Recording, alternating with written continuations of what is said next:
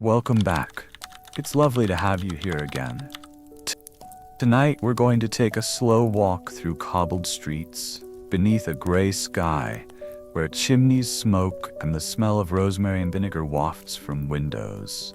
You'll hear no shouts, no cries, just the distant toll of a church bell, the soft creak of leather boots, and the tap of a wooden cane on stone. A figure approaches, dressed all in black. Their face, not a face at all, but a long beaked mask, rounded glass eyes like an owl's, and a wide-brimmed hat tilted against the wind. You've seen the images. Maybe on Halloween, maybe in a video game, maybe in an old book of horrors. But behind the bird mask and eerie silhouette, there's a softer story. One of fear, yes, but also of desperation, invention, and even hope. Because the plague doctor costume wasn't born from cruelty, it was born from confusion. You see, long before we understood bacteria or viruses, long before vaccines or microscopes or soap, there was plague. The kind that killed half a city in a single month. The kind that turned breath into poison. And when that fear spread faster than the sickness itself, people did what they've always done. They made symbols to try and feel safe. So the beaked mask wasn't meant to be terrifying. It was supposed to protect. Filled with herbs, lined with cloth, shaped to guard against invisible air. Tonight, we won't rush through history. We'll drift through it. We'll visit the cities of Venice, Marseille, and London. We'll meet the men behind the masks, some real doctors, some hired hands. We'll explore what they wore, what they carried, and what they believed. And maybe, just maybe, we'll see them not as monsters, but as a mirror of our own deepest fears.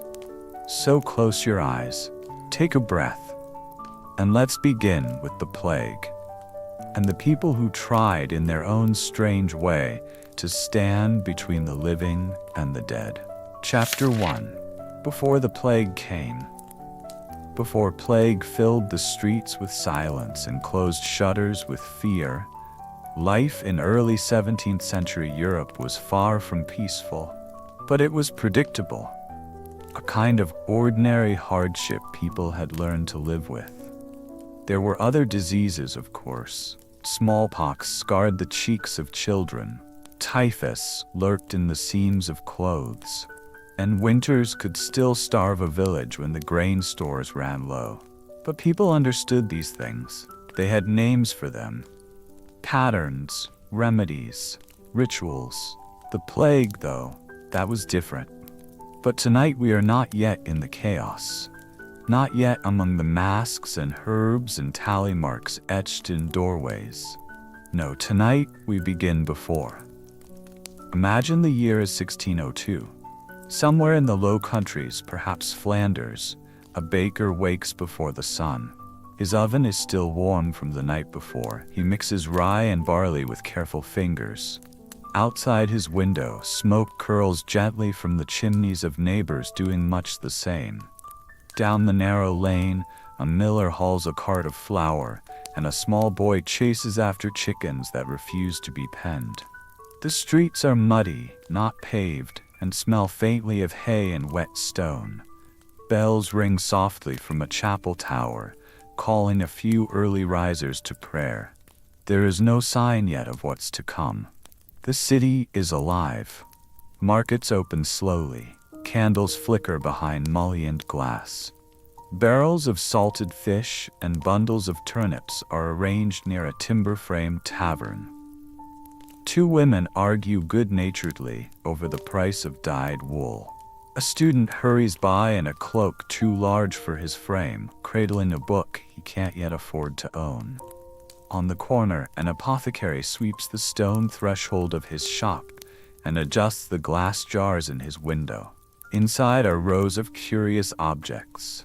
Dried orange peels, ground rose petals, charcoal, crushed opium, bitter salt, snail shells, willow bark, and the pale powder of calamine.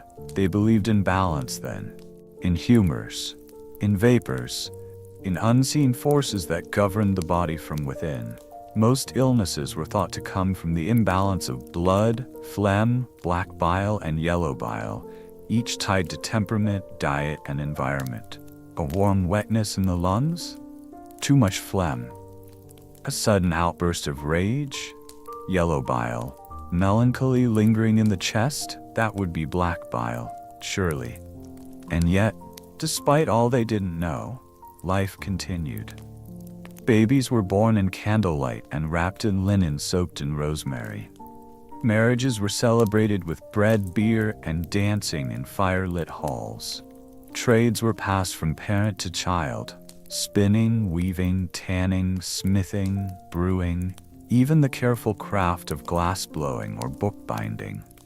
Religion wrapped itself around everything, not always comforting, sometimes punishing, but ever present. Death came often, but it came in ways people understood. A cough that never cleared. A fever that burned too hot for too many nights. The usual diseases that visited poor and noble alike. But the plague, when it came, changed everything.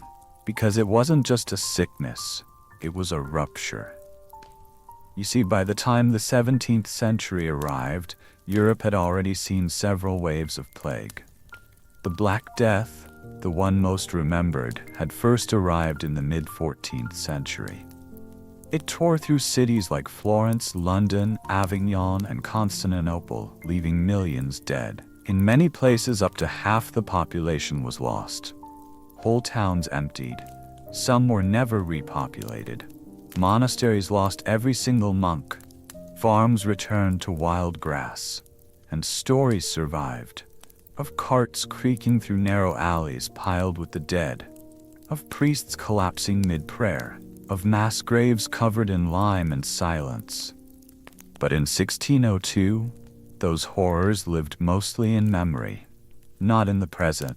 Generations had passed, and while occasional outbreaks still occurred, they were regional, sporadic, contained, or at least believed to be. Some cities began building what they called pest houses, special buildings on the outskirts where the sick could be isolated. Ports enacted quarantine laws. In Venice, the practice of holding ships for 40 days, 40 giorni, from which we get the word quarantine, had become standard. But still, the plague always returned. Always from somewhere: a sailor, a rat, a bale of cloth that arrived too quickly from Constantinople or Marseille. But on a calm spring morning, none of that seemed near. People focused on small things: a tear in a lace cuff, a goose gone missing from the pen, whether the barley crop would survive the cold snap, whether the tax collector would forgive a late payment. They had no reason yet to seal their windows with wax, to burn rosemary in iron pans, to carry sprigs of lavender tucked inside their collars. The doctors still wore simple robes and carried no more than a writing kit, a brass instrument, and perhaps a small vial of clove oil.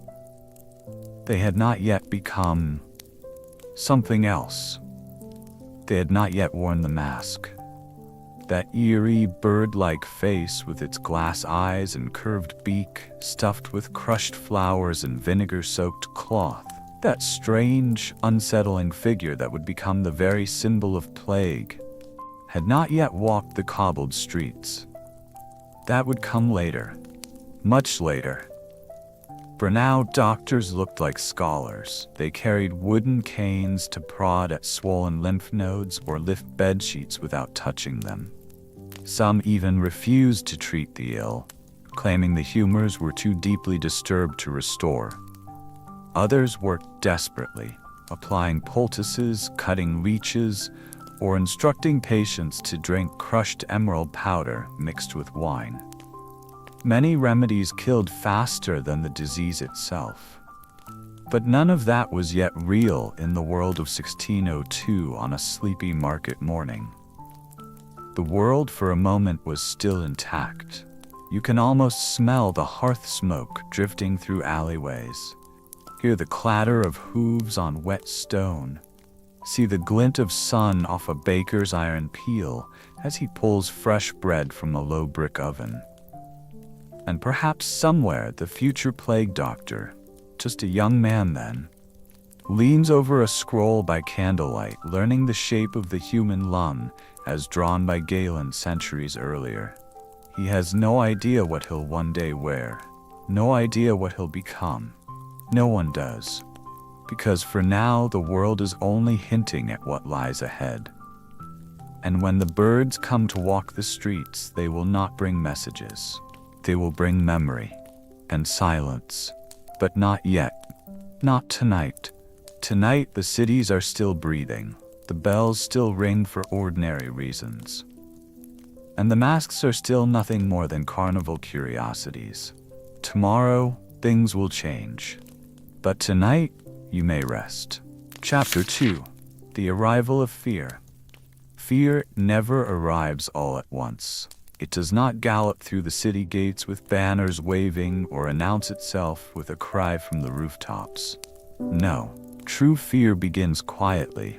A cough behind closed doors, a missing merchant, an unexplained death whispered over bread and beer. And by the time anyone realizes it has arrived, it is already everywhere.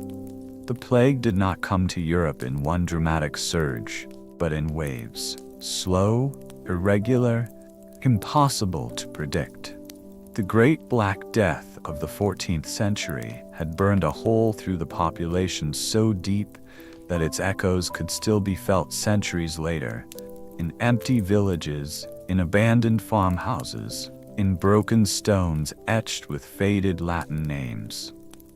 But the 17th century brought something different. It brought the return of plague, and this time, it returned to a world that believed it had already survived it. In 1625, the port of London bustled with the rhythm of early spring. Ships arrived daily from Antwerp, Lisbon, and Hamburg, unloading crates of spices, cloth, and fruit onto creaking docks lined with eager vendors. The streets swelled with noise. Horses, cartwheels, shouting apprentices, and the songs of street sellers hawking oranges or ballads or toothache remedies. But amid the motion, there were rumors. A sailor had died suddenly after arriving from Holland. A merchant's wife collapsed in her kitchen. A child in Southwark developed strange swellings on his neck, then died before the candle burned down to its base. At first, no one wanted to say the word plague, because to speak it was to risk summoning it. Instead, people blamed the damp air, the overfull gutters, the sudden shift in weather, a comet seen weeks earlier over the channel, or, most often, the poor. Disease, after all, always seemed to begin with them. The ragged bodies that slept in the church porches, the sickly faces that lined the baker's alley. It was safer to believe that sickness was something distant and elsewhere, something avoidable, if one simply kept clean, stayed indoors, or sprinkled enough vinegar on one's doorstep. But the plague did not care for vinegar, and it did not stay distant. By summer, the death toll in London had begun to rise, with a pace too fast to ignore. Parish records began filling with short, hastily scrawled entries. John M. Tallow Chandler of plague. A girl of 5 unnamed buried at dawn. Wife of Thomas the Fuller, boils, fever, confession taken. As the numbers increased, the tone of the city shifted. Taverns emptied. The laughter in the streets grew quieter, then vanished altogether. Doors were marked with painted signs, sometimes a simple cross, sometimes the Latin pestis, and eventually in thick red strokes, "Lord have mercy upon us." Watchmen were assigned to guard infected homes, instructed to nail the doors shut and wait for the disease to run its course. Food was passed through windows. Messages were tossed from baskets lowered on rope. The sick were not visited. The dead were not washed. Coffins grew scarce. Linen shrouds were sewn by the cartload. And then came the carts. Long, slow, creaking wagons rolled through the streets at dawn and dusk. Some were pushed by city officials, others by volunteers, and still others by those who had lost everything and now served the plague for coin. "Bring out your dead," they cried, not cruelly but hollowly, as if the words were no longer theirs, but something spoken by the city itself. Behind closed shutters, families waited. They listened for the bells that rang for mass graves. They whispered the symptoms to one another. Headaches, then chills, then swelling beneath the arms and groin. Buboes, blackened, tender, full of pain. Sometimes a fever came, sometimes it didn't. Some lived, most didn't. And through it all, doctors were called. But they were not what we imagine today. Many had no formal training.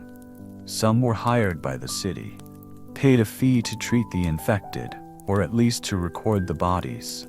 They were instructed to keep distance, to carry long wooden staffs to examine patients without touching them, to avoid breathing the same air. It was here, in this climate of dread, that the costume was born. The plague doctor's outfit was not intended to frighten. In fact, it was meant to protect. Designed in the 1610s and refined over the next decades, particularly in France and Italy, the outfit was a desperate attempt to armor against the invisible. It began with a long waxed robe made of heavy linen or leather, which covered the body from neck to ankle. Gloves and boots sealed the hands and feet. The eyes were protected behind rounded glass lenses set into a fitted mask. And that mask, shaped like the curved beak of a bird, was perhaps the most distinctive feature. It was not a symbol of death then, it was a filter. The beak was hollow and packed with aromatic herbs.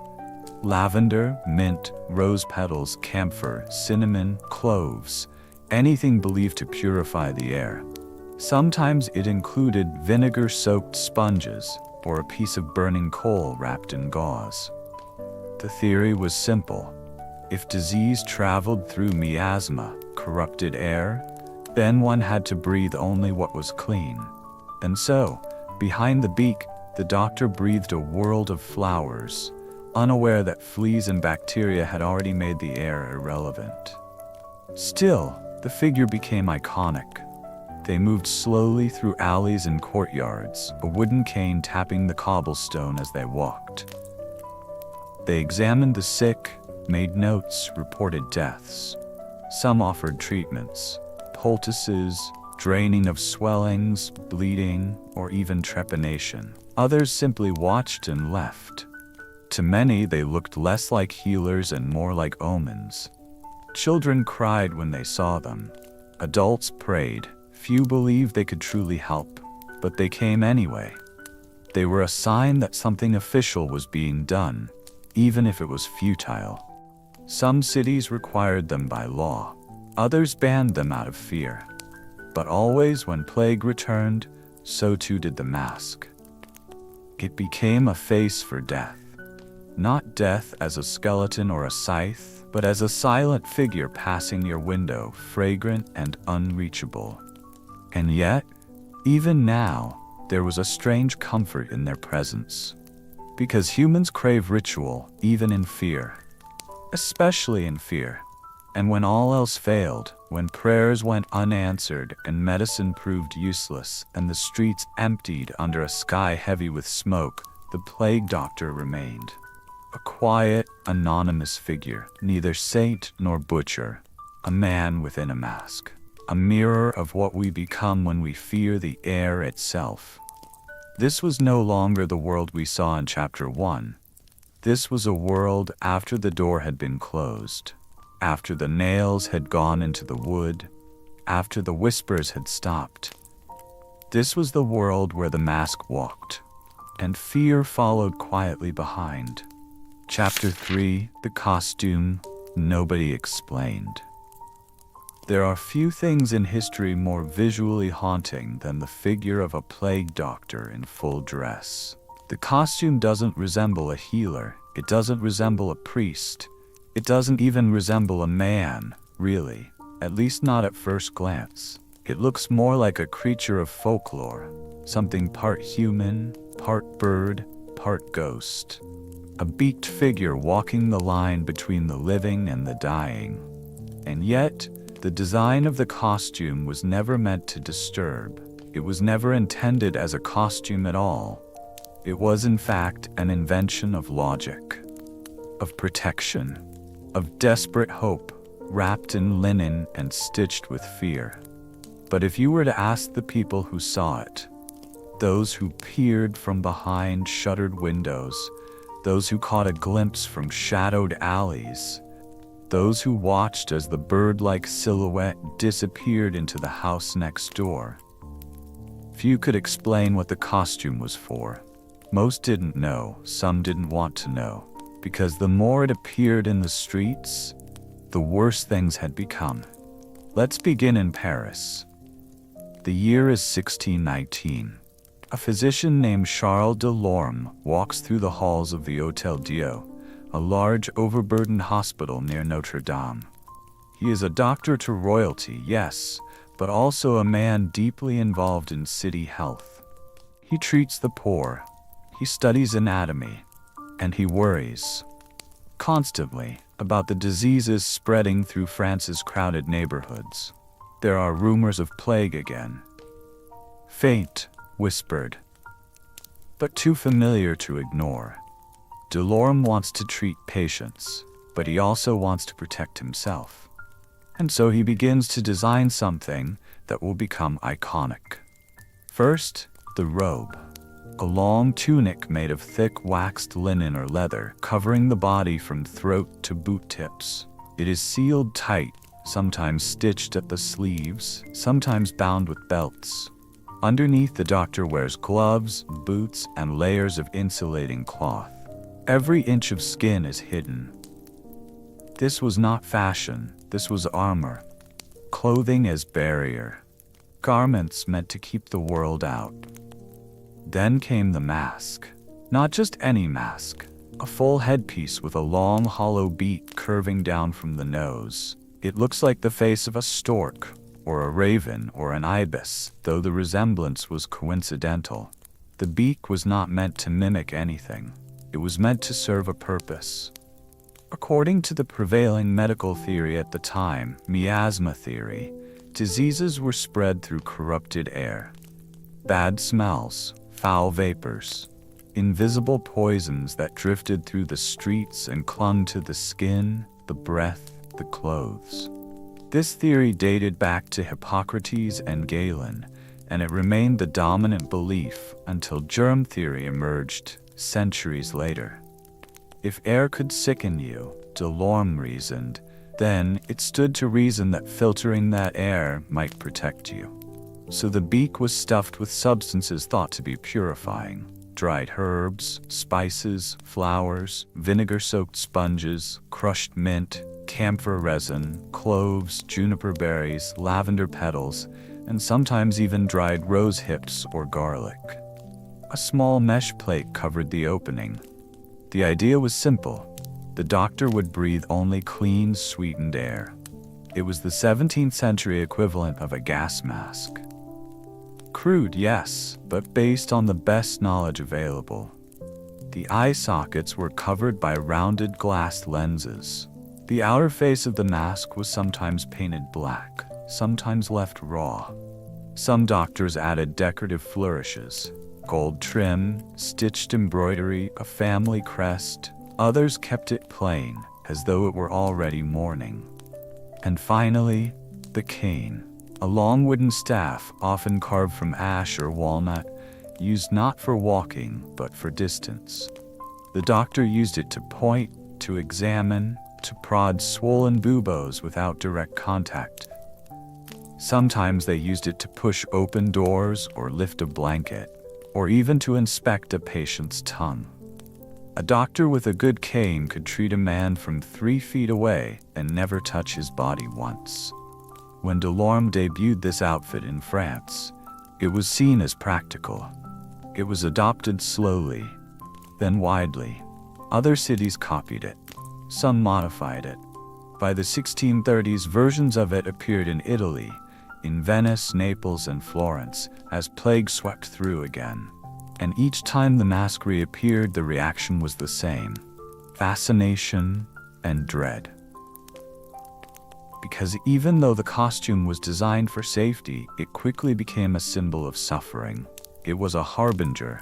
It meant that plague was here, not rumored, not feared, but real, and that someone, somewhere, had died. The masks did not appear in cities that were healthy. They did not walk through villages untouched. They showed up only after the streets grew quiet, after the church bells rang too many times, after the baker stopped opening his shutters, after the grave diggers were seen sweating before noon. And so, when the mask came into view, often at the end of a long, empty lane, people closed their shutters and turned away. It didn't matter if the doctor beneath was kind or cruel, learned or ignorant. The mask erased the man. The person became a silhouette, a figure, a symbol. It became easier to believe the mask had no face beneath it, that it was something between worlds, a visitor from somewhere not quite human. And yet, behind every one of those masks was someone with a name. A man, usually, with sore feet, tired lungs, and a mind full of doubts. Someone who worried whether the herbs were helping, whether he had already touched something he shouldn't have, whether the coins he was paid would still be good when this all ended, if it ever did. Not all of them were doctors in the formal sense. Some were local healers. Others were scholars, chemists, even volunteers. Cities that couldn't afford trained physicians hired anyone willing to wear the outfit and record the dead. Some did their work carefully, making detailed notes and offering comfort where they could. Others fled the moment they were paid, leaving only the mask behind. And still, the costume endured. Not because it worked, it didn't, but because it offered a kind of ritual, a visible form of response. In the face of a disease that killed randomly and cruelly, the beaked mask was something someone could put on and say, "I am doing something," even if that something was mostly symbolic. Centuries later, when germ theory replaced miasma, the costume disappeared from hospitals. It was not preserved in medicine, it was preserved in memory. It showed up in art, in theater, in satirical engravings and carnival parades. It was turned into a symbol of greed, of incompetence, of death, of darkness. But the real men who wore it, and the desperation that led to its creation, were mostly forgotten. And perhaps that is part of why it still unsettles us. Because even now, when we know better, the mask still feels like something unfinished, like a sentence never completed, a question never answered. It was never explained to those who saw it walk by their windows, and it was never explained to those who died while it stood at their bedside. And now, centuries later, it still waits. Silent, symbolic, unspeaking, a face made to protect, and remembered only because it could not. Chapter 4. Inside the beak. The mask was heavy, not unbearably so, but enough that after hours in the summer heat of an infected city, the weight of it pressed into the forehead and cheeks. The curve of the beak, made from stiffened leather or papier-mâché coated in resin, extended forward a full half-foot or more, pulling slightly on the neck. Some were painted black to absorb heat. Others were left pale and untreated, giving the entire costume the ashen look of bone. From a distance, it was hard to tell if the beak was part of the man or something foreign he wore, to remind the world he had stepped away from the ordinary. And yet, despite its strange appearance, the plague doctor's mask was not designed as a costume, nor was it born of superstition alone.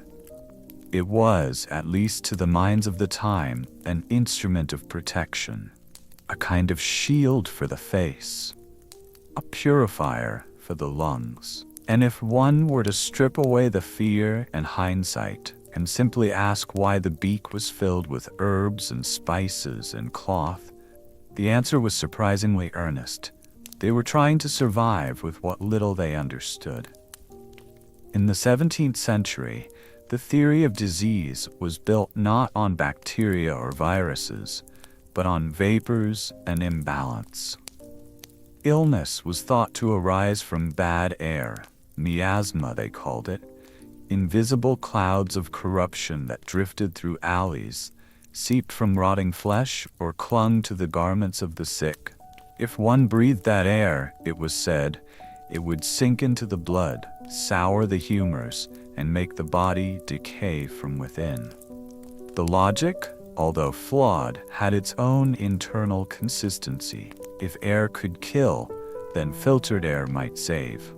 So they stuffed the beak with ingredients thought to clean, to perfume, to protect.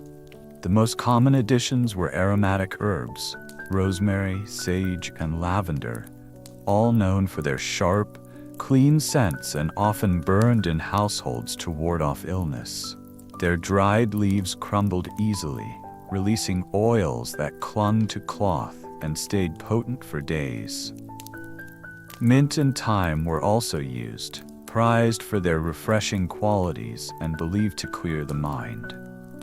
Basil, especially sweet basil, was thought to purify not only the breath but the soul, though it was expensive and sometimes reserved for higher status physicians. Cloves and cinnamon were favored for their warmth and richness.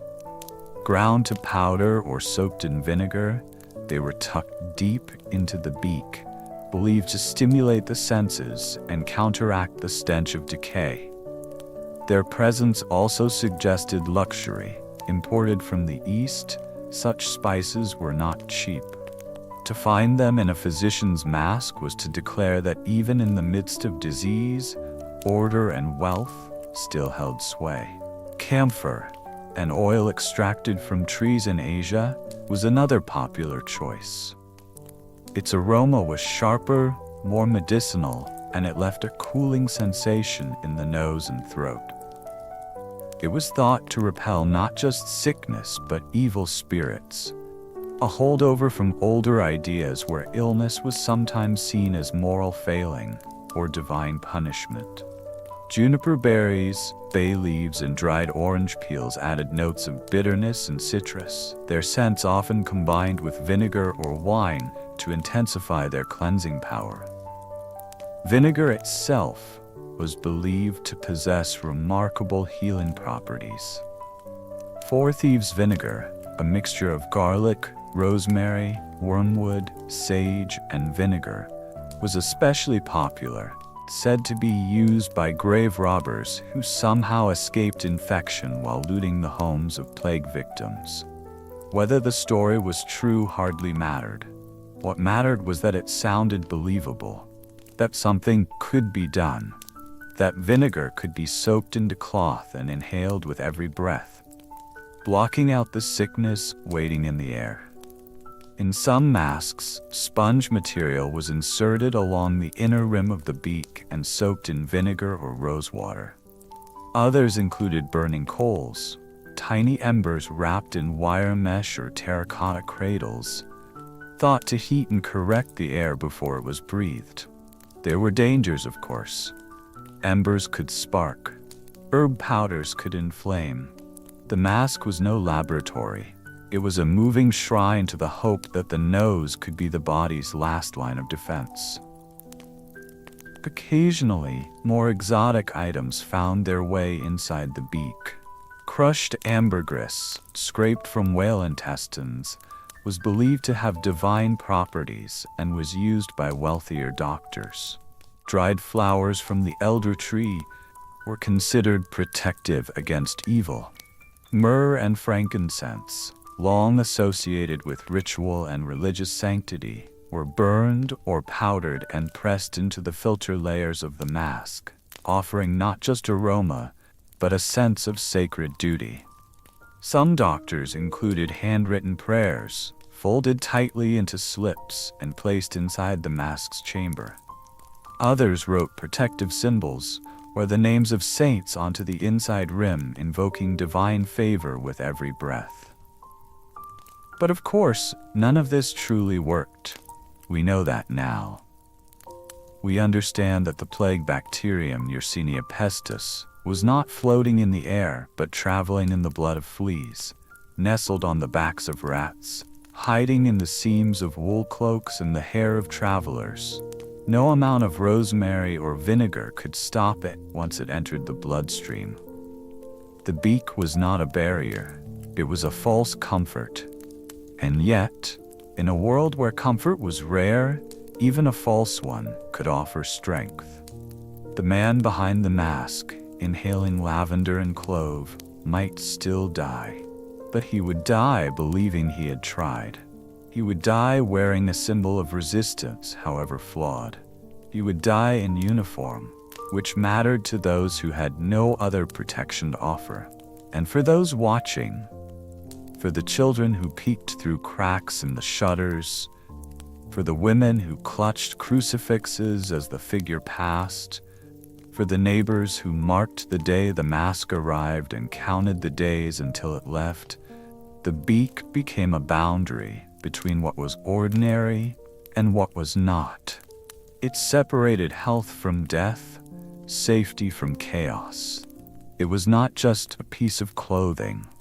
It was a visual line, and over time that line blurred. What began as medicine became theater. The doctors who wore the mask were real, yes, but they also became characters depicted in paintings, woodcuts, engravings. Satirists turned them into symbols of failure. Moralists used them to mock pride or greed. Even after the costume fell out of use, it lingered in the collective imagination. Carnival performers in Venice donned exaggerated versions of the beak. Writers used them as metaphors. Painters cast them in dreamscapes. The bird mask no longer needed a man behind it to walk. It walked in memory. But the herbs, the spices, the vinegar, the petals, they were real. They were touched, crushed, inhaled. They were chosen carefully by people who did not know about microbes, who could not see pathogens, who feared the world but still walked into it wearing waxed robes and hoping, just hoping, that the next breath would not be their last. Inside the beak was not magic, but it was an act of belief. And sometimes, that is enough to understand. Chapter 5. Not Quite Doctors. When we hear the phrase plague doctor, the mind naturally conjures a certain image. A man of medicine, learned and logical, standing firm amid chaos. Perhaps you imagine him moving through a smoky alleyway, robes trailing just above the cobblestones, gloved hands folded behind his back, eyes searching for signs of fever or swelling. You might imagine a physician who had studied in the great universities of Padua or Montpellier, someone trained in Latin, fluent in Galenic theory, and familiar with the protocols of triage and diagnosis. But history, as it often does, tells a softer and stranger story. Because the truth is, not all who wore the bird mask were doctors. In fact, many, perhaps most, were not physicians at all. They were hired men, civic employees, untrained volunteers. They were city clerks, minor monks, failed apothecaries, soldiers without regiments, or scholars without patrons. They were men who needed coin, and who were willing to face death to get it. To understand why, we must first understand how plague shifted the idea of who deserved to treat the sick. In a normal year, a year without plague, medical care in Europe was deeply stratified. The wealthy summoned learned physicians, most of whom charged steep fees and expected high status in return. These men wrote treatises, debated public health, and sometimes traveled with nobles. Their clothing reflected their education. Their hands rarely touched patients directly. Instead, they examined urine, checked pulses, asked questions, and prescribed regimens of diet, purging, or rest. Much of their work was advisory. Healing was as much about maintaining dignity as it was about outcomes. Beneath them were the barber surgeons, practical men who cut, stitched, pulled teeth, and bled patients. Their tools were sharp, their hands were steady. They dealt with the body, often out of necessity, and with far less status. And lower still were midwives, folk healers, herbalists, many of them women, who were trusted by their communities but scorned by formal institutions. But during plague years, this hierarchy collapsed. Physicians fled the cities. Some made public declarations that they would remain, only to disappear days later. Others refused to enter plague houses, choosing to advise from afar. And a few simply died early, leaving their roles unfilled. Into this vacuum stepped others. City councils across Europe, in places like Florence, Lyon, Vienna, and Krakow, began hiring men specifically to serve as plague doctors. These men were not always physicians. Often they were people who could read and write, who could keep records, follow orders, and endure long days in fear. Their contracts were sometimes short, sometimes tied to the duration of the outbreak. In return, they were given housing, payment, sometimes even food and clothing allowances. But there was a cost. They were expected to visit plague-stricken homes, to mark the doors, to inspect the bodies, to record the deaths, to separate the living from the sick, to report signs of infection to city authorities. In some cases, they were even tasked with arranging for the removal of the dead, often in the company of watchmen or gravediggers. They worked long hours, often alone, sometimes moving through neighborhoods where no other souls stirred. Their duties were not only medical, they were administrative, legal, and ceremonial. And despite the mask, the robe, the cane, there was no certainty they would survive. Many didn't. Some lasted weeks, some months. Others abandoned the job after a single encounter with the sick. But those who stayed behind their beaked masks, whether through duty, poverty, or desperation, became the face of an effort no one else wished to take on. In Venice, a man named Matteo was hired in 1630 during one of the city's worst outbreaks. He had studied medicine briefly but never completed his qualifications. When plague arrived, he offered his services. His journals, preserved in fragments, described days spent walking between districts, burning laurel branches outside infected homes, collecting final confessions from the dying, and noting burial orders in charcoal along wooden beams. He had no access to hospitals, no medicines beyond a bottle of vinegar and a pouch of sage. He wrote of silence more than suffering, of windows that never opened, of doorways that never moved. In Naples, municipal officials paid plague doctors a fixed wage, but withheld half until the end of the epidemic, assuming often correctly that the recipient might never live to collect it. In Paris, some plague doctors were recruited from the countryside, brought into the city by cart, promised food and coin if they agreed to wear the robe and do the work. Few stayed long. Many vanished. Others died before they were paid. And still, they came. Why? Because plague creates more than suffering. It creates opportunity. For every physician who fled, someone else stepped in, sometimes to help, sometimes to earn, sometimes simply because there was nothing else to do. And despite their lack of training, these plague doctors served a vital role. They recorded names. They preserved some sense of order. They stood in the street when no one else dared to. They were not heroes always, nor were they villains. They were something else, something more difficult to name. Witnesses, perhaps. Watchers. Men caught between power and helplessness, between science and ritual, between myth and reality. They were not quite doctors, but they were something. They were the ones who entered the houses when the rest of the city crossed the street. They were the ones who saw the first signs, a blackened spot, a swelling at the groin, a whispered confession of fever, and who carried that knowledge with them through door after door. They were not always welcomed. They were not often trusted, but they were seen, and the image they left behind, long coat, gloved hands, bird's face, lingered longer than their names. Because plague did not care for titles. It did not check credentials. It did not wait for degrees or formal rites.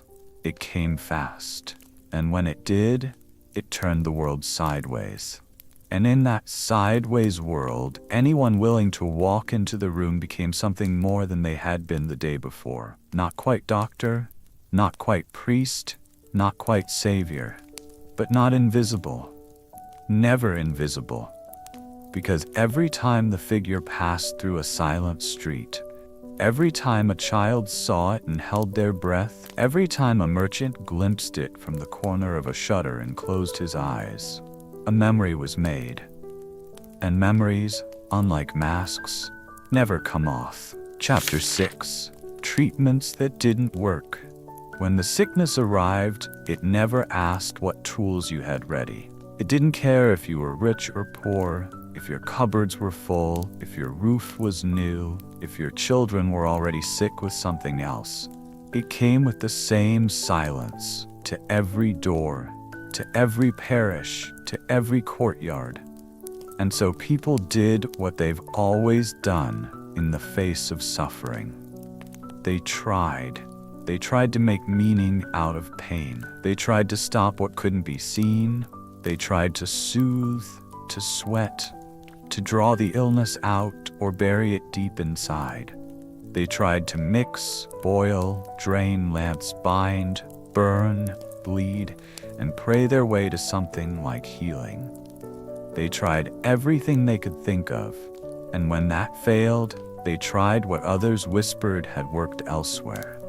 And though almost none of it made a difference, it was never for lack of effort. In a time when doctors believed illness stemmed from an imbalance of the four humors: blood, phlegm, black bile, and yellow bile, it made sense to them that the plague could be treated by restoring balance. And if balance meant removing excess fluids, then bloodletting seemed obvious. It was one of the oldest and most widely used methods. With careful hands or crude blades, they cut a vein, usually at the arm or behind the knee, and drained what they thought was spoiled, overheated, or stagnant blood. Leeches were used when the hands of the doctor trembled too much to cut cleanly, or when the patient was too young to endure a blade. But the plague didn't leave with the blood. It didn't ease with the leech. More often, patients weakened further. Some died not of infection, but of the loss itself. Too much taken too quickly. Others believed that the swelling of the buboes, those blackened, painful lumps that formed near the groin, armpits, or neck, meant something inside the body was trying to get out, so they lanced them, pierced them with iron or brass needles, or opened them with heated knives. They drained the pus and hoped it would bring relief. Sometimes they smeared the wound with herbs or poultices made from breadcrumbs soaked in vinegar or urine. One popular mixture included onion, garlic, and warm honey pressed into a cloth and bound over the swelling. It didn't work, not in the way they hoped, but it gave them something to do. something to fight against the helplessness that hung heavier than the fever itself. Folk remedies offered even stranger treatments. Some advised placing a freshly killed pigeon, split open, directly onto the swelling, the belief being that the bird's body would draw the poison out of the skin. Others used frogs, dried toads, or shaved pieces of ivory mixed with rosewater. In parts of France, it was suggested to bury an apple beneath the patient's pillow, then burn it at dawn. Some people wore charms of amber, or carried amulets filled with lead shavings, or hung wax figurines from the rafters to absorb the illness while they slept. One of the most famous cures, or so people believed, came in the form of 4 thieves' vinegar. Legend said that 4 thieves had robbed the homes of plague victims and somehow never fell ill. When captured, they bargained for their lives by revealing their secret: a blend of herbs, rosemary, sage, lavender, thyme, mint, steeped in strong vinegar. Whether the story was true didn't matter. It was repeated from town to town.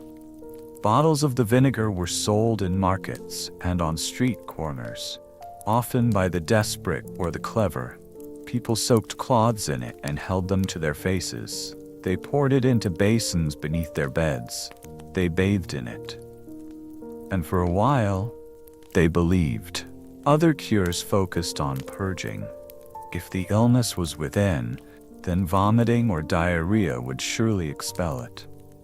Patients were given mixtures of mustard seed, crushed figs, rhubarb root, and bile, whatever might trigger the body to reject what it carried.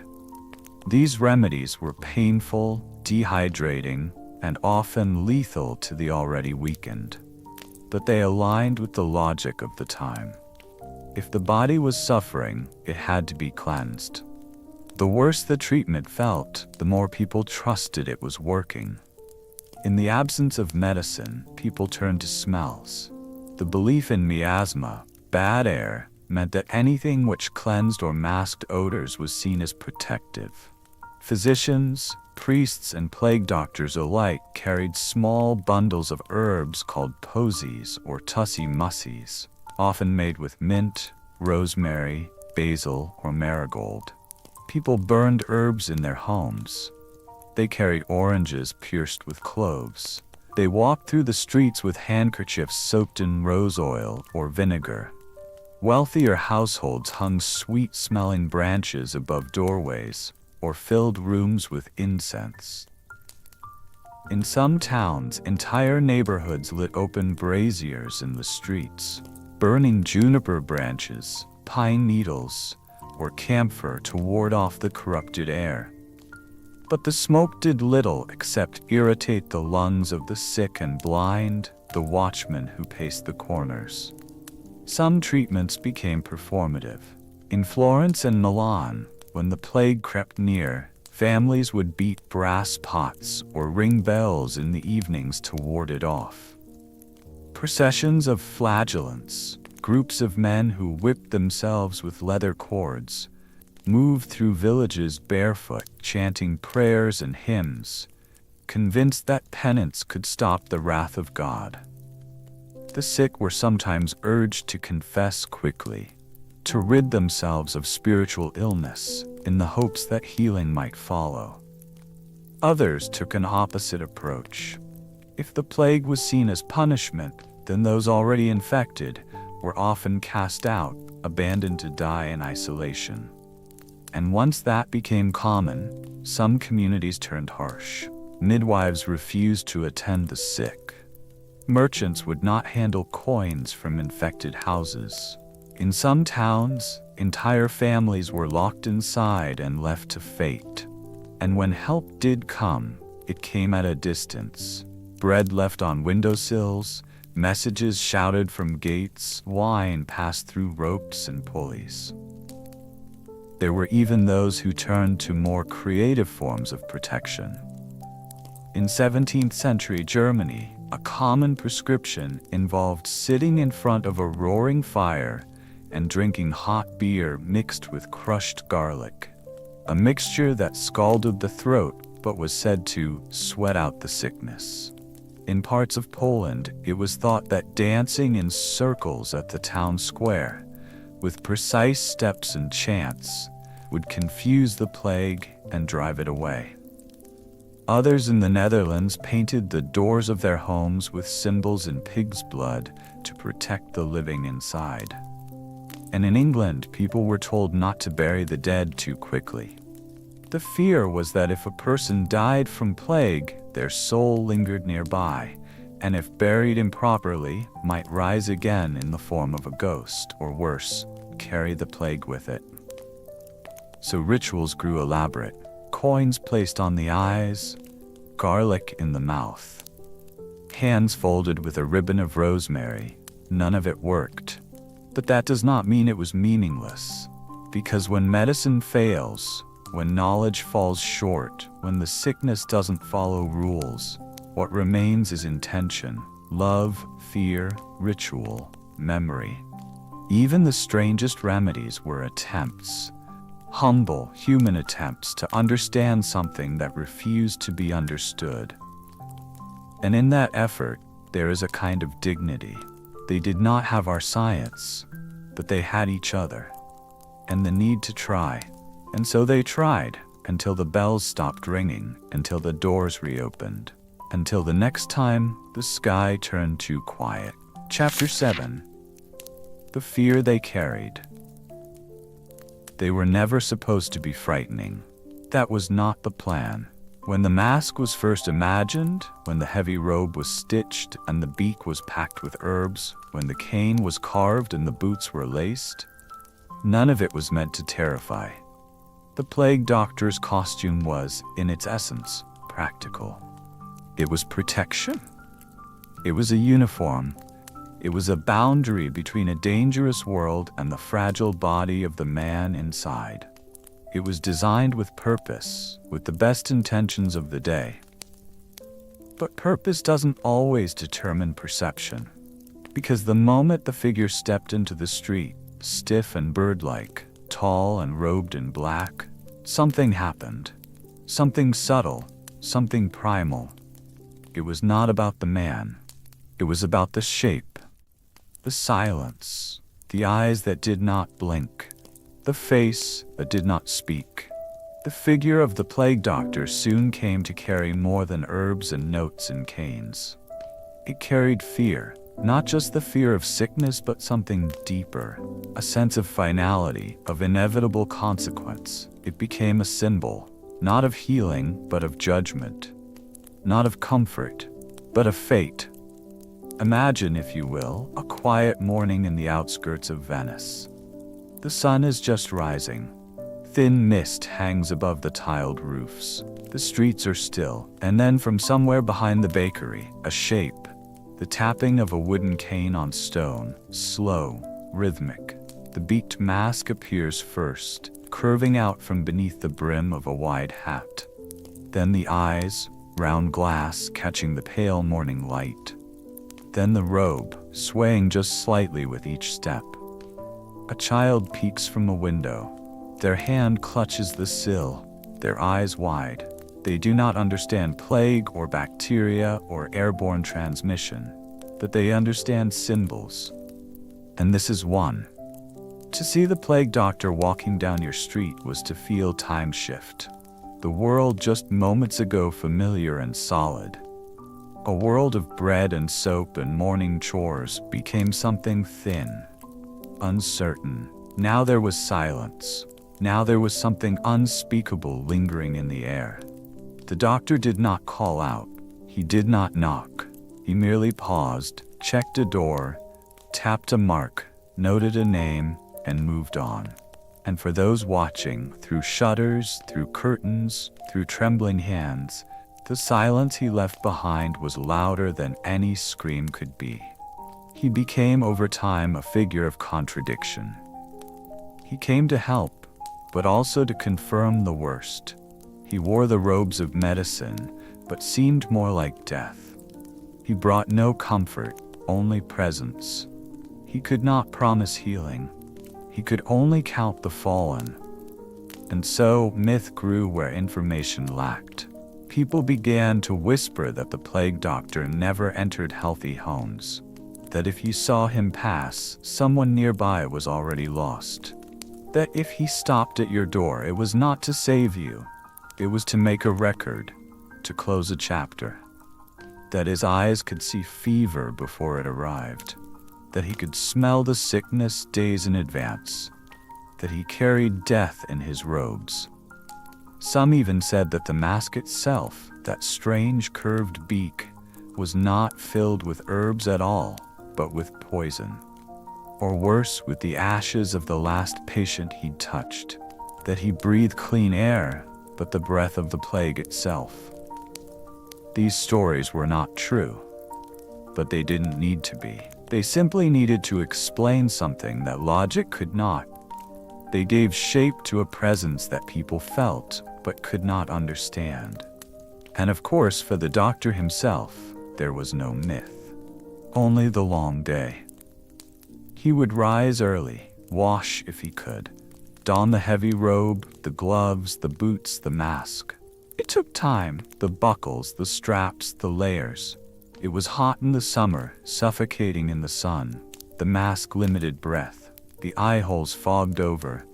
Became a tool meant to maintain distance, became over time an extension of his arm, of his authority. He would walk through alleys, through courts, through plague houses. He would listen to coughs, note the signs of swelling, mark the door. Sometimes he would offer instructions: isolate, burn the linens, wash with vinegar, light a fire in the hearth. Sometimes he would speak little, only record. And as he moved through the city, doors would close. Children would be pulled indoors. Shopkeepers would turn their faces away. No one greeted him. No one invited him for bread. No one asked about his family. Because he was not a man anymore. He was a symbol. And symbols are not invited to supper. This distance, this unspoken loneliness, was part of the fear he carried. And he carried it both ways. He carried the fear others projected onto him, the way people recoiled at his presence, the way footsteps paused when he passed, the way no one asked his name, only asked what he'd seen, who he'd visited, how many had died. But he also carried his own fear. Fear of the air, of the sounds in the lungs, of the fevered whisper, of the weight of too many names written on too few scrolls. He saw what others didn't. The deathbed without dignity. The mother rocking an already stilled child. The priest too weak to pray aloud. The empty basin. The scratch at the door long after the house had been sealed. And he had no answers, only rituals. The smell of rosemary. The scratch of the quill. The slow, heavy walk home, and the silent prayer that tomorrow, when he rose again, he would still be able to put on the mask. It's easy to imagine that people feared the plague doctor because he looked strange. But what they feared, more than the mask, more than the costume, was what he represented. He meant that help had failed. He meant that the sickness was real. He meant that the church could not stop it, that the doctors had run, that the king's laws could not order it away. He meant that the world was not in control, that nature, or God, or something crueler still, had returned to remind them of their fragility. And yet, even in this, he returned each morning, walked the same roads, knocked on the same doors. He was not always brave. He was not always good, but he showed up. And in a world unraveling at the seams, that was sometimes enough. The fear he carried was not just what others placed upon him, it was also what he brought back home. Unspoken, unshared, worn like a second mask beneath the first. And when the plague finally passed, when the bells stopped tolling, when the carts no longer rolled, when windows opened again, and bread was once more traded openly in the square, the mask was folded away, hung in attics, sealed in trunks, forgotten. Almost, but not entirely. Because when the next outbreak came, when the air grew too still and the priests began to cough, the mask returned, and once again the figure walked the streets, beak forward, cane in hand, fear behind him, and ahead of him too. And so he moved through history, half doctor, half omen, fully human, trying. Chapter 8. Why the costume stuck around you. You might think that once the plague was gone, the mask would vanish too. That once the air cleared and the sickness passed, once families returned to the markets and music was played again in the square, the beaked figure, the strange dark bird that had walked through alleyways and over thresholds, would be packed away and forgotten. That it would rest beneath dust in the trunks of old hospitals, left to rot like so many other relics of a fearful age. But that's not what happened. The plague doctor's costume, long after it stopped being worn by actual doctors, lingered. It clung to culture like a scent trapped in the walls of an old house. It was too distinctive, too strange, too emotionally heavy to be erased. It passed into memory, into paintings and jokes, into satire and story, into nightmare and masquerade. It stopped being just a medical uniform and became something else, something harder to define. Let's go back for a moment to Venice, not during plague but after it. Perhaps a few decades have passed. The last major outbreak is gone. The dead have long since been buried, the bells have stopped tolling, and the plague hospitals are quiet now. But in the streets, people have begun to wear masks again, not for protection, but for performance. It's carnival season, a time when the rich dress as the poor, when the poor dress as kings, when rules bend and identities blur. Theaters swell with laughter, wine flows in back alleys, and music dances through the fog that rises off the canals. Amid the revelry, a man walks by in a black robe. His face, hidden behind a long, curved beak, is not mournful, but comic. His eyes are ringed with dramatic paint. His gestures are exaggerated. His cane is now a prop. The crowd laughs. The musicians play faster. No one runs. Here, the plague doctor has returned, not as terror, but as theater. It started subtly, in plays and pageants. Commedia dell'arte, the Italian street theater of exaggerated masks and farcical characters, adopted the image quickly. The plague doctor became a stock figure, a pompous fool, a quack. He stumbled across stages in heavy robes, spouting nonsense remedies and charging gold for garlic. He bled healthy men and prescribed cabbage for blindness. He mistook men for women and corpses for sleeping patients. And in doing so, he made the audience laugh. Laughter, that rare thing during plague, became the plague doctor's new purpose. It was a reversal, a reframing, perhaps even a kind of healing. For when we laugh at what once scared us, we gain back some power. We make the horror small enough to carry in a joke. And that's what the bird mask became for many, a shape to hold the memory of fear without having to feel it all again. But it didn't stop there. As printing became more widespread and literacy grew, satirical illustrations of plague doctors began appearing in pamphlets and newspapers. In 18th century France, they were drawn hovering over sick beds, like vultures, stuffing their beaks with coin instead of herbs. In German broadsheets, they were mocked as frauds and swindlers, hired by corrupt cities more concerned with appearing helpful than with helping. These images were often crude, exaggerated, and political. The beak grew longer, the robes grew darker, the eyes became glassier, emptier. The doctor stopped being a man. He became a shadow, and that shadow never quite disappeared. Even after the final Great Plague outbreaks had faded, after the 1720 Marseille epidemic, after the 1771 Moscow plague, after the last whispers of Black Death finally left Europe's borders, the image remained. In paintings, in etchings, in carnival masks sold on street corners, in whispered nursery rhymes, the costume was no longer needed. But the idea of it was, because the bird-faced figure had come to mean something more than medicine. It was memory, a symbol of all that had happened and all that could happen again. A reminder of mortality. A warning wrapped in black linen.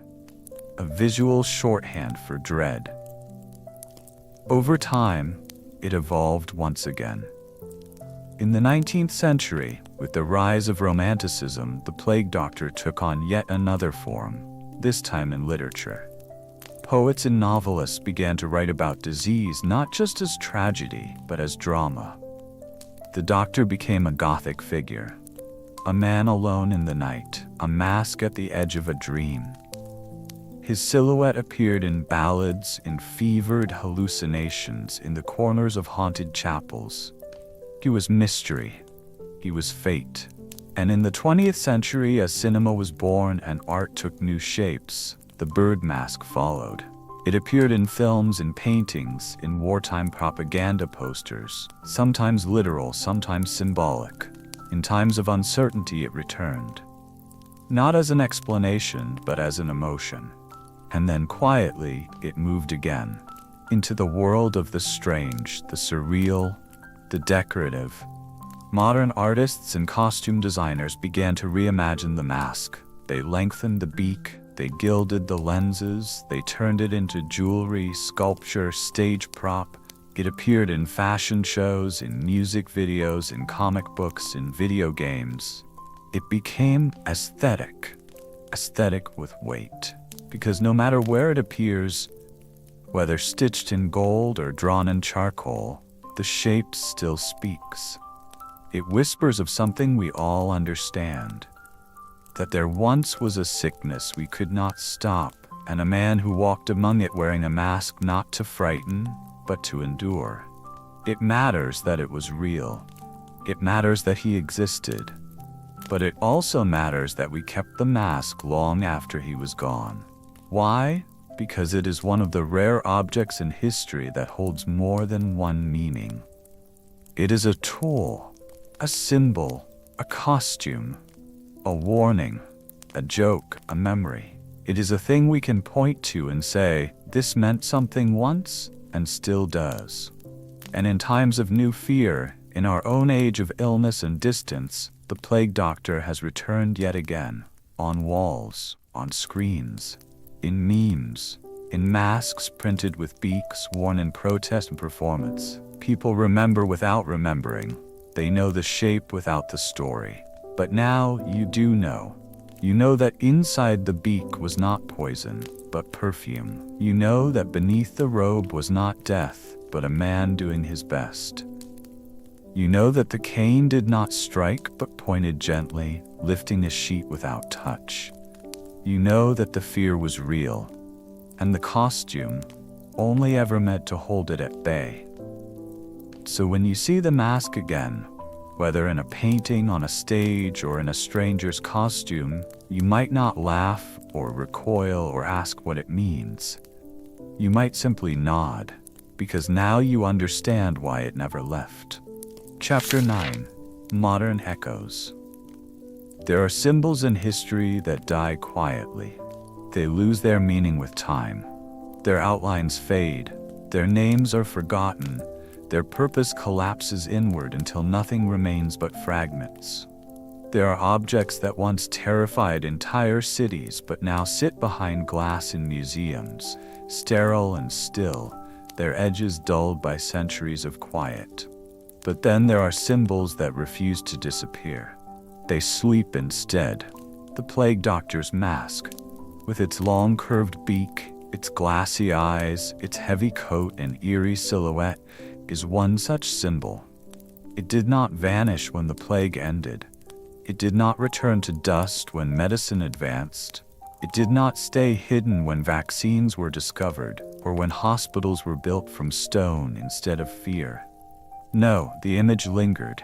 It changed. It moved into art, into memory, into story, and then quietly into us. In the 20th century, the world saw new kinds of suffering. 2 global wars, a new understanding of chemical and biological weapons, cities bombed into silence, soldiers masked against mustard gas. Whole generations shaped not just by what they built, but by what they feared. And yet, amid these modern fears grounded in science, in industry, in geopolitics, the plague doctor returned. Not in hospitals, but in paintings.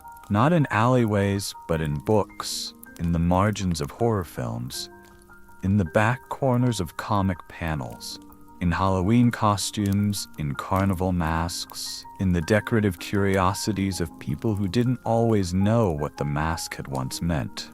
They wore it because it looked strange, because it was unsettling, because it belonged to a story half remembered and half invented, a dark bird who walked with death and never spoke. It started perhaps as aesthetic, but it didn't stay there. Because art is never just decoration, it's memory in motion. And slowly, the mask began to carry its old meanings again. In the 1980s and 90s, performance artists across Europe began to resurrect the plague doctor mask in protest theater. Dressed in heavy robes and carrying beaked masks, they would walk silently through public squares or gather at the edge of demonstrations. Their presence was quiet but piercing. They did not shout. They did not carry signs. They simply stood, a row of bird-faced figures, reminding everyone that disease is never only medical. It is political, social, economic, emotional. These performances drew on memory, not to entertain, but to warn. Then came the pandemics. First SARS, then H1N1, then Ebola, and finally, the one we all remember because we all lived it, COVID-19. And in that long season of distance and masks, of quiet streets and emptied shelves, the plague doctor walked again. Not literally, not in hospitals. No doctor donned the bird mask to treat COVID patients. That was not the world we live in now. Our medicine is clearer, our science more exact, our tools more refined. But the image, it came back all the same. You saw it in protest art, spray painted on walls, printed on posters. You saw it in digital memes, shared to mock or mourn or simply make sense of what was happening. You saw it in documentaries, in the scrolling headlines of history made current. You saw it in quiet illustrations. A figure in black, mask forward, standing alone in a street that looked far too much like your own. And for a while, the plague doctor was everywhere again. But this time, we understood him differently. Because now, we weren't just remembering what he meant, we were feeling it again. The distance, the fear, the invisible threat, the mask between us, the silence of hospitals, the loss of breath, the uncertain advice, the charts, the daily numbers, the scent of antiseptic, the tap of rubber soles in quiet corridors, the way we watched others cross the street, not with hostility but with caution. Suddenly, the image wasn't ancient. It was intimate. We understood, perhaps for the first time in our modern lives, what it meant to be part of a population that couldn't control the air it breathed. What it meant to look at another human being and wonder, not what they believed or what they wanted, but whether they were safe to stand beside. And in that context, the plague doctor mask was no longer distant history. It was a mirror. But unlike the mask of the 17th century, worn in desperation, stuffed with herbs and vinegar and prayers, our modern masks were simpler, lighter, made of paper and elastic and understanding. They didn't hide who we were, not entirely, But they did something else. They reminded us of our fragility, our connection, our shared breath. So when someone dressed as a plague doctor walked through a lockdown empty city in 2020, and they did, in places like Berlin, Toronto, Tokyo, Paris, and New York, people didn't scream. They took photos, they shared them, they captioned them, they understood. Because now, we all knew what the mask had always meant. Not evil, not cruelty, not even fear, but response, attempt, the human will to create boundaries when none exist. Of course, the costume was still unsettling. It always will be. The long beak, the glass eyes, the silence, they trigger something deep inside us, something primal. But that fear is not of the doctor himself. It's of what he reminds us we cannot control. And that, in the end, is why the image keeps returning. Because we never do learn how to control everything. We only learn how to live beside it. Today, the plague doctor is many things at once. A figure of history, a mascot for dark humor, a costume at carnivals, a symbol in subcultures that explore horror, death, and the edges of medical understanding. In some corners of the internet, the plague doctor is reimagined as a gentle figure, a guardian of the sick, a lonely traveler, a quiet companion in times of pain. There are illustrated stories of him offering tea to a fevered child or walking with the souls of the departed. There are games in which he is a healer, stories in which he is a philosopher. And in all of these retellings, the beak remains, the eyes remain. The walk, slow, careful, deliberate, remains. Because whether used to frighten or to comfort, to criticize or to mourn, the plague doctor endures for one simple reason. He was real. He walked through real cities. He entered real homes. He saw real death and wrote real names on scrolls now long faded to dust. We carry him with us, not because we need him, but because we remember needing him. We remember the weight of fear, the scent of burning herbs, the closed doors, the whispered names, the longing for safety that could not be guaranteed. And so we keep the image alive, not to glorify it, not to relive it, but to honor the truth of it. To say, yes, we have felt this before. Yes, we survived it. Yes, we still remember, and in the remembering there is strength. Chapter 10, End of the Era. The bird no longer walked the streets. By the end of the 1700s, the shape that once haunted cities, long coat, heavy boots, leather gloves, curved beak, round glass eyes, had vanished from the alleys and avenues of Europe. The plague doctor, as he had been known, was gone. Not driven out, not banned, simply no longer needed, no longer summoned. It didn't happen all at once. History rarely ends in tidy chapters. The bird mask did not fall with a final decree or a singular moment of enlightenment. It faded slowly, quietly, in the same manner it had first arrived, unannounced, without ceremony, without even a full understanding that an era had ended. But the change was real. Science had begun to shift. Germ theory, once dismissed as fringe, was gaining ground. Men like Pasteur and Koch were proving that disease was not a curse in the air, nor a punishment from the heavens, but something smaller, something measurable. Bacteria, microbes, invisible yes, but no longer mythical. The four humors, once considered the sacred map of the human body, had lost their dominance. Physicians no longer reached first for the lancet or the leech. They reached for soap, for microscopes, for quarantine protocols rooted not in fear, but in evidence.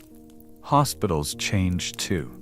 No longer dark, unventilated halls filled with moaning patients and wood smoke, but cleaner spaces with designated wards. Linen changed regularly, instruments boiled and catalogued. The very notion of sanitation evolved, not as a suggestion, but as a cornerstone of care. Running water became more common. Public waste systems developed. Governments for the first time began to invest in centralized responses to health. And with all of this, the mask fell away. Not just literally, culturally. The plague doctor had been created by a world desperate for protection, but without the tools to understand the illness it feared. The beak, the herbs, the waxed robe, all of it had served a purpose, but not the one people imagined. It had not stopped plague. It had not cured the sick, but it had given form to a hope, a boundary, a belief that something could be done. And when better tools arrived, that belief moved elsewhere. Now, doctors wore white coats. They carried stethoscopes. They learned anatomy from charts and cadavers, not from inherited tradition. Medical schools flourished. The Latin of the old world, once a barrier between healer and patient, gave way to the vernacular. People began to speak to their doctors, ask questions, expect answers grounded in logic, not custom. There was still fear, of course. There always would be. But it changed in flavor. No longer the heavy, choking dread of unseen air, of cursed breath, of black swellings on the neck. Instead, fear shifted toward hospitals, diagnoses, strange machines. It became more clinical, less superstitious. And so, the plague doctor no longer belonged. There were no more contracts issued by cities to hire them. No more heavy robes sewn for city clerks to wear in alleys. No more beak masks stuffed with rosemary and myrrh. The last major plague outbreaks in Europe, like the Great Plague of Marseille in 1720 or the Russian Plague in 1771, marked the tail end of their presence. After that, they disappeared from medical records, but not entirely from memory. Even as real medicine moved forward, the image of the plague doctor lingered in culture, not as a respected figure, not even as a villain, but as a ghost, a remnant, a symbol. And symbols, once they take root in the mind, are hard to remove. Painters of the Romantic period, Goya, Fuseli, Delacroix, began to depict illness with surreal flourishes. Their sick rooms were filled with shadows. Their doctors, though no longer literal plague physicians, bore the same quiet, helpless silhouette. And in literature, the figure of the masked healer persisted. Strange, watchful, always slightly removed from the people they aimed to help. It wasn't just nostalgia. It was a reckoning. Because with all the progress medicine had made, there remained something unsolved. How to fully explain what it had meant to live in a time when death walked beside you and no one understood how to stop it. The plague doctor, for all his faults, for all his failures, was the human shape of that moment. He was never a perfect healer, but he was always present. And that presence, that silent willingness to walk into plague-stricken homes, to write down names, to perform rituals, to say, yes, someone is watching, someone is recording, someone still sees this, was a kind of medicine all its own. In time, the image fragmented. By the late 1800s, the mask had passed almost entirely into metaphor. In Italy, it was revived at Carnival. Not as horror, but as parody. The long-beaked figure became a stock character, a jester physician offering bad advice and smelling of lavender. Children wore the costume, laughing as they tapped canes and misdiagnosed their friends.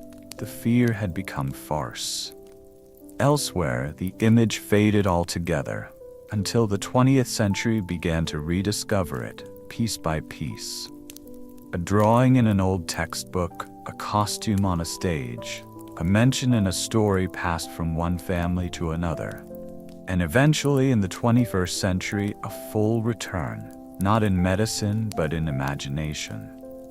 Because memory does not forget the shapes that once held our fear. It repurposes them, repaints them, repeats them in quieter tones. And so today, when we see the plague doctor in art, in stories, in the stylized masks of modern theater or the dark corners of internet lore, we are not looking at history exactly. We are looking at memory. A memory of a man who was not always a doctor, who wore a mask not to hide but to serve, who was not always helpful, but who always showed up. There are no more plague doctors now, no more contracts, no more beaked masks hung at the city gate. But there are echoes, in the long coat of the virologist, in the sealed goggles of a field medic, in the way we still mark doors during quarantine, in the way we speak softly around the dying. And in those echoes, the legacy endures, not as medicine, but as reminder that once, in a time before antibiotics and ventilators and vaccines, a man put on a robe soaked in wax, stuffed herbs into a hollow beak, lifted a cane not to strike but to gesture, and walked into a world too afraid to speak. He was not perfect, he was not a miracle, but he was present.